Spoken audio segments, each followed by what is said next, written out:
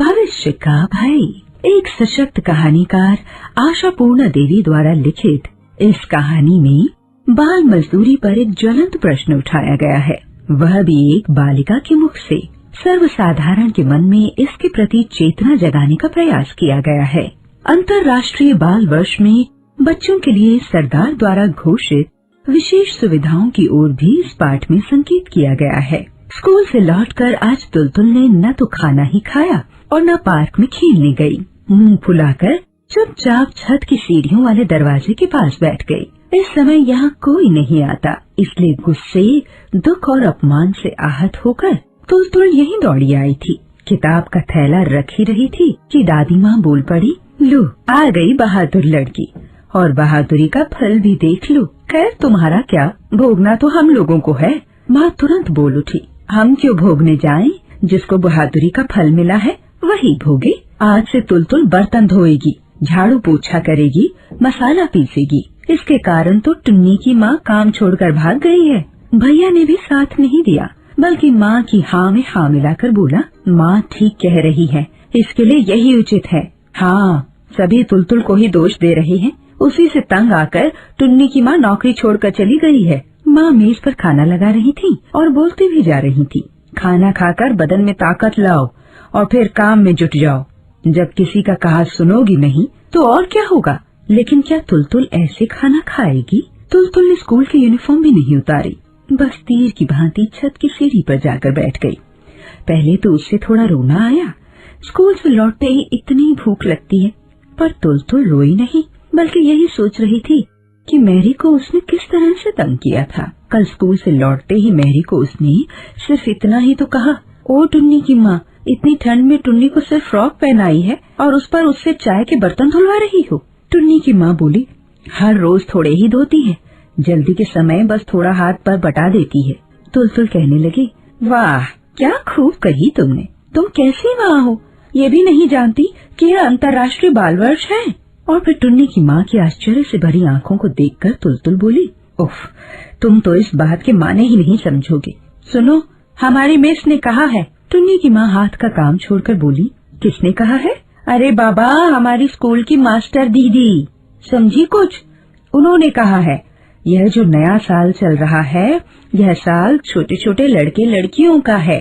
इस साल छोटे छोटे लड़के लड़कियों की ज्यादा देखभाल करनी होगी और इन्हें प्यार करना पड़ेगा। अच्छा अच्छा खाना देना होगा, अच्छे अच्छे कपड़े और जूते पहनने के लिए देने होंगे। उन्हें पढ़ना लिखना होगा, बच्चे बीमार न पड़ें उसका भी ख्याल रखना होगा। बच्चों से कोई गंदा छोटा काम नहीं करवाया जाएगा। बात समझ में आई? टुन्नी की माँ थोड़ा हंसकर बोली, आई समझ में। और फिर अपनी लड़की से कहा, मुंह फाड़े बात निकलने की जरूरत नहीं है, जल्दी जल्दी हाथ चला। तुलतुल ने गुस्से के मारे कहा, खाक समझी है। खबरदार टुन्नी, जो तुमने फिर पानी छुआ।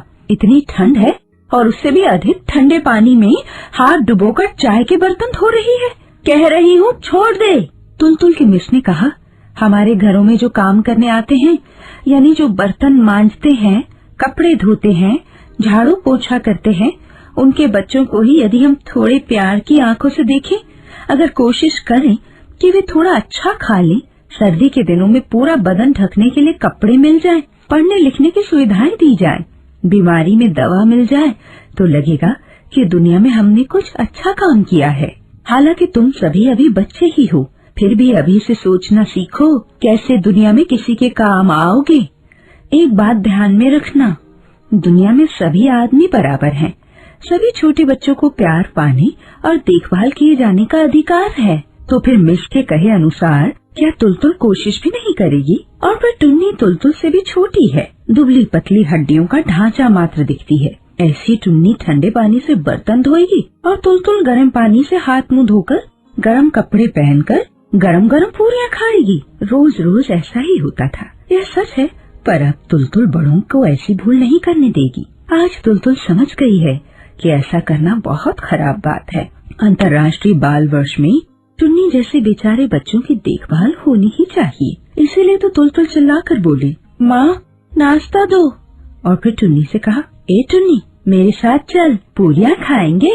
सुनकर माँ वहीं से बोली, ओ तुलतुल, तू बेमतलब में देर क्यों कर रही है? पूरियां उसे भी दूंगी, पहले तू खा। क्यों? पहले मैं खाऊंगी? तू अभी अभी स्कूल से आई है। अच्छा, टुन्नी को भी पूरियां दे रही हूँ, तू तो बैठ। टुन्नी की माँ तुलतुल से बोली, जाओ मुन्नी, माँ डांटेगी। आज क्या तुम्हें भूख नहीं लगी है? टुन्नी, तू तब तक कोयला तोड़ दे, सुबह के लिए चूल्हा तैयार कर छोड़ूं। फिर क्या था? तुलतुल ने टुन्नी के हाथ से कोयला तोड़ने का हथौड़ा छीन कर फेंक दिया और बोली, माँ की बात कभी मत सुनना, यह बाल वर्ष है, समझी? बाल वर्ष में बच्चों को गंदा काम करना मना है। आज से तू डिपो से दूध लेने नहीं जाएगी, माँ के साथ सड़क से सड़ा हुआ गोबर नहीं उठाएगी। बात समझ में आ रही है ना? दिमाग में कुछ घुसा? तुलतुल की इतनी बातों के जवाब में टुन्नी डरी डरी से बोली, हथौड़ा लौटा दो दीदी, नहीं तो माँ मुझे बहुत डांटेगी। डांटने तो दो, मिस से कह दूंगी, मजा चखा देंगी। तू अब भी क्यों खड़ी है?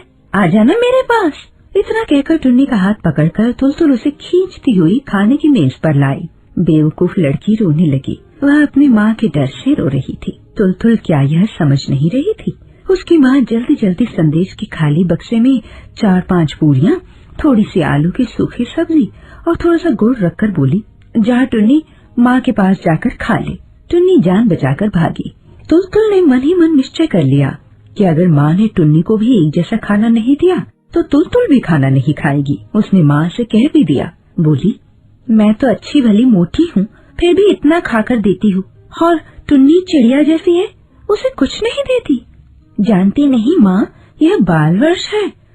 माँ बोली, जानती हूँ, ज्यादा बकबक मत कर, लड़की के सिर पर तो भूत सवार हुआ है, लेकिन भूत जम कर बैठ गया हो तो कोई चारा भी नहीं है। खाना खाने के बाद तुलतुल ने देखा टुन्नी और उसकी माँ घर जा रही हैं। तुलतुल ने डांट कर नहीं, अच्छी तरह से कहा, कल से टुन्नी यह सब गंदा काम नहीं करेगी, कल पापा स्कूल में तुम्हारा दाखिला करवा देंगे। क्या यह टुन्नी की माँ को तंग करना हुआ? तुलतुल ने जाकर अपने पापा से सारी बातें कही। पापा सुनकर बोले, सच में दाखिला करवाना चाहिए, और आजकल तो स्कूल में फीस भी नहीं देनी पड़ती, किताब कॉपी सब मुफ्त में मिलते हैं, टिफिन में खाना भी मुफ्त मिलता है। सच पापा? हाँ मुन्नी, बिल्कुल सच, यह नियम हो गया है। तो फिर टुन्नी हिसाब हल कर पाएगी? क्यों नहीं, सीखने पर जरूर कर सकेगी, किताब पढ़ सकेगी पापा, जरूर पढ़ सकेगी। कल सुबह जैसे ही वे लोग आएंगे, टुन्नी को पकड़कर स्कूल में बैठा आऊंगा। तुलतुल खुशी के मारे झूम उठी, आहा, कल बड़ा मजा आएगा। स्कूल में पहुंचते ही तुलतुल मिस को जाकर कहेगी, मिस, मैंने आपका कहना माना है, हमारे घर में जो काम करती है उसकी लड़की को ही स्कूल में ही तो तुलतुल ने यही कर लिया। स्कूल में मिस के सामने यह सब नहीं चलेगा।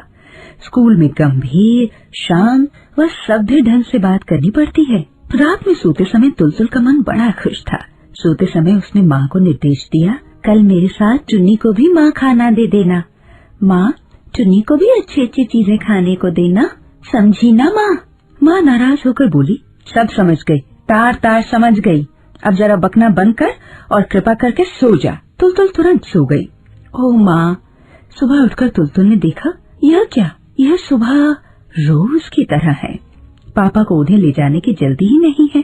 पापा घर पर ही नहीं थे और टुन्नी ज्यों की त्यों फटी फ्रॉक पहनकर चाय के ढेर सारे बर्तन धो रही थी। तुलतुल नल के नीचे से टुन्नी को खींचकर बोली, कल क्या कहा था? टुन्नी बेवकूफ की तरह अपनी माँ को देख रही थी।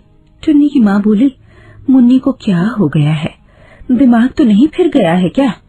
तुलतुल सीधे 2 मंजिले पर पहुंची और कल शाम माँ से जो कपड़े लिए थे उन्हें लाकर टुन्नी को पहनने का हुक्म दिया और बोली, पापा के लौटते ही स्कूल जाएंगे, समझी? और उससे पहले तू मेरे साथ खाना खाएगी, याद रहेगा? क्या इसे टुन्नी की माँ को तंग करना कहा जाएगा? उसे तो उस समय स्कूल जाने को नहीं कहा था। खाना खाते समय तुलतुल चिल्लाकर उसे पुकारने लगी। दादी माँ बोली, टुन्नी अपने पापा से पूछने गई है। क्या पूछने गई है? वह स्कूल जाएगी या नहीं? वह अपने पापा से नहीं पूछेगी क्या? तुम्हारे कहने से ही होगा। टुन्नी की माँ इसलिए बर्तन छोड़कर लड़की को लेकर घर पूछने गई है। दादी माँ की बात तो थोड़ी थोड़ी ठीक लगती है, पर तुलतुल को थोड़ा डर भी है। टुन्नी के पापा कहीं उसे स्कूल जाने से मना न कर दें। इन लोगों का कोई भरोसा नहीं। अभी अभी तो टुन्नी की माँ बोली थी कि पढ़ने लिखने से गरीब आदमी का काम चलेगा कैसे। फीस नहीं लगेगी, किताब के पैसे नहीं लगेंगे। यह सुनकर भी टुन्नी की माँ चुप रही। तुलतुल जब जूते मोजे पहन रही थी, पापा बाजार से लौटे। तुलतुल बोली, ओ पापा, आप बड़े डेंजरस हैं।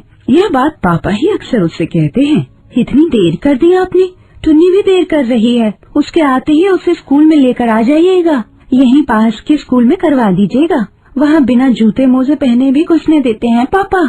टुन्नी बेचारी के पास तो कुछ भी नहीं है। जब वह पास हो जाएगी, आप उसे जूते मोजे खरीद कर देंगे ना पापा? उसके पापा के पास ज्यादा रुपए नहीं है, इसीलिए नहीं दे सकते। आप तो देंगे ना पापा? फिर पापा का जवाब सुनने से पहले ही स्कूल की बस आ गई थी और अब शाम को बस से उतरते ही उसे यह सुनना पड़ा कि टुन्नी की माँ ने तुलतुल की हरकतों से तंग आकर काम छोड़ दिया है। सुबह जो अधमंजे बर्तन छोड़कर चली गई थी, फिर वापस नहीं लौटी। पड़ोस के घर की सुखदा भी उसी मोहल्ले की है। माँ ने उसे भेजा था, पर टुन्नी की माँ ने कहलवा दिया कि अब वह काम नहीं करेगी। इसका मतलब टुन्नी की माँ का पापा से पूछने जाना एक बहाना था, बकवास था। वह स्कूल के डर से भाग गई। ताज्जुब है कितनी बेवकूफ है वह। घर के जो बड़े लोग हैं, उनमें से कोई भी टुन्नी की माँ को दोष नहीं दे रहा। सभी तुलतुल की बेवकूफी की बात कर रहे हैं और ये लोग सभी पढ़े लिखे लोग हैं।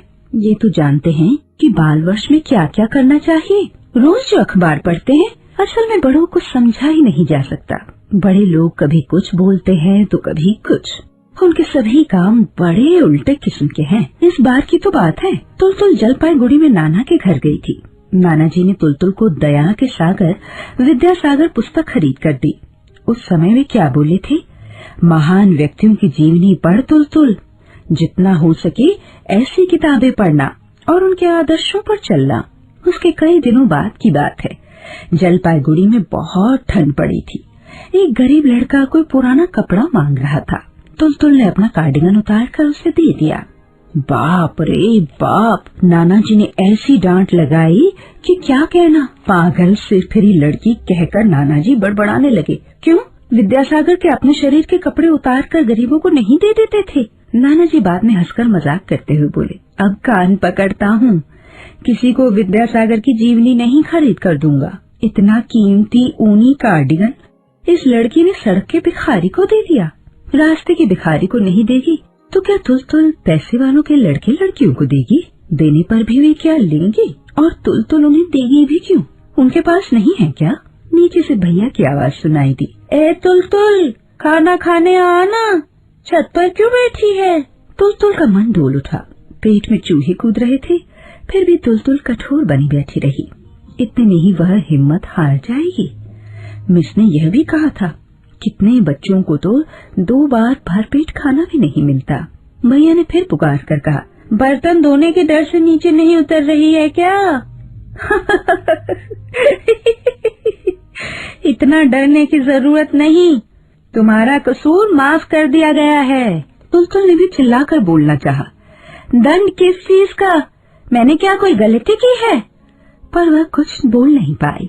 उसकी आवाज रुंध गई। अब दादी माँ ने पुकारा, पूरियां ठंडी पड़ रही हैं। तुलतुल मुंह कठोर बनाकर वैसी ही बैठी रही। इसके बाद ही माँ आई। यह क्या नखरा हो रहा है? तुम्हें क्या सचमुच ही बर्तन मांजने और कपड़े धोने के लिए कहा गया है? सर्दी के दिनों में काम वाली काम छोड़ दे तो कैसा लगता है? तू क्या समझेगी? कोई तुम्हें बेमतलब डांटना थोड़े ही चाहता है। ले अब चल उठ, खाना खा ले, ज्यादा नखरे की जरूरत नहीं है। तुलतुल गुस्से में ही बोली, मैं नहीं जाती, जाओ। मैं नहीं जाऊंगी। ठीक है, आने दो तुम्हारे पापा को। लाडली बेटी को इतना प्यार करने का मजा वे भी देख लें। बेटी की हाँ में हाँ मिलाकर बोले, हाँ हाँ, टुन्नी को स्कूल में दाखिला दिला देना अच्छा रहेगा। पर तू ही सोच, टुन्नी अगर स्कूल जाने लगेगी तो उसकी माँ का गुजारा कैसे होगा? टुन्नी कितना हाथ बटाती है। तुलतुल के गले में दुगनी ताकत थी। झटक कर बोली, यही तो खराबी है। मिस ने कहा है, छोटे छोटे बच्चों से काम कराना बहुत बड़ा पाप है, समझी? तुम सब पापी हो। माँ यह सुनकर भी नहीं घबराई, हंसकर बोली, क्या करूं? तू बोल। पापी संसार में जन्म लिया है, पापी बनकर रह रही हूँ। इस दुनिया को नए सिरे से बदलने की क्षमता तो मेरी है नहीं। और अगर ऐसा न किया जाए तो इस संसार का उद्धार भी नहीं होने का। तू जब बड़ी होगी तो इसे बदल डालना। तू और तेरे दोस्त सभी मिलकर। हम लोगों की तरह का पाप तुम लोग नहीं करना। इस बात से न जाने क्या हुआ, अचानक तुलतुल बिलख कर रो पड़ी। माँ से लिपट कर बोली, अगर बड़ी होकर मैं भी तुम्हारी तरह उलट पलट जाऊं तो, अगर बेवकूफ बन जाऊं तो, अगर यह भूल जाऊं कि सभी लोग एक समान हैं